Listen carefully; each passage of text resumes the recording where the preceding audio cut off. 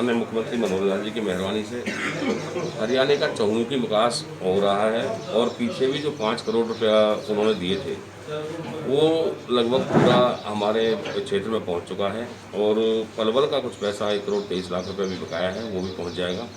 अभी दोबारा हमें आदेश हुए कि सभी ग्राम पंचायतों से एक रेजुलेशन, या क्योंकि अब पंचायतें नहीं हैं तो जब तक नई पंचायत चुन करके नहीं आएंगी तो बेशक से वीडियो या अन्य अधिकारीगण उस काम को देखेंगे।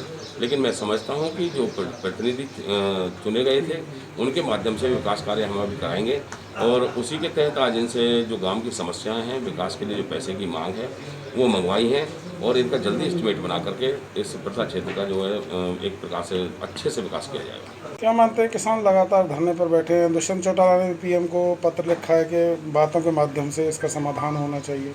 देखिए, मैं समझता हूँ कि अभी मामला बहुत जल्दी जो ना सुलझ जाएगा, क्योंकि अब किसान भी चाहते हैं कि बहुत लंबा समय हो गया है और किसान आंदोलन की वजह से देश और प्रदेश को बहुत बड़ा एक नुकसान हुआ है। और मैं समझता हूँ कि जब सुप्रीम कोर्ट ने सुप्रीम कोर्ट ने और केंद्र सरकार ने 1.5 साल के लिए इस पर जो ना प्रतिबंध लगा दिया था तीनों कानूनों पर, तो ये आंदोलन चलाने की अभी ज़रूरत नहीं थी।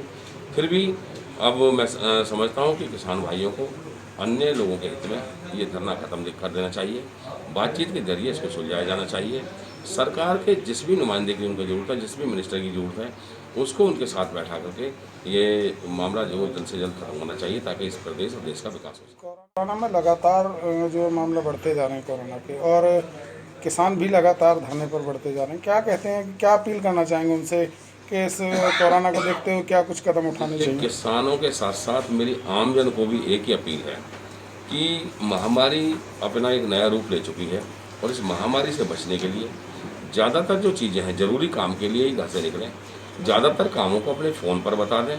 अगर कोई विशेष कार्य है, विशेष ज़रूरी बात है तो उसके लिए एक दूसरे के पास जाएँ, चाहे वो नेता हों चाहे अधिकारी हों, उनके पास जाएँ। अन्यथा जब तक इसको जो ना इसका सॉल्यूशन नहीं होता, मैं समझता हूँ कि ये कई स्टेज अभी बदलेगा और ये देश और प्रदेश और वर्ल्ड के लिए बहुत बड़ी चिंता का विषय है। तो हम सबको समझना चाहिए, जो इसके कानून हैं, जो कोरोना से बचने के उपाय हैं, उन पर पूरी तरह से अमल हमें करना चाहिए। तो किसानों के साथ साथ अन्य आमजन को भी इससे बचने की बहुत ज़्यादा जरूरत है। ये बहुत बड़ा चिंता का विषय है।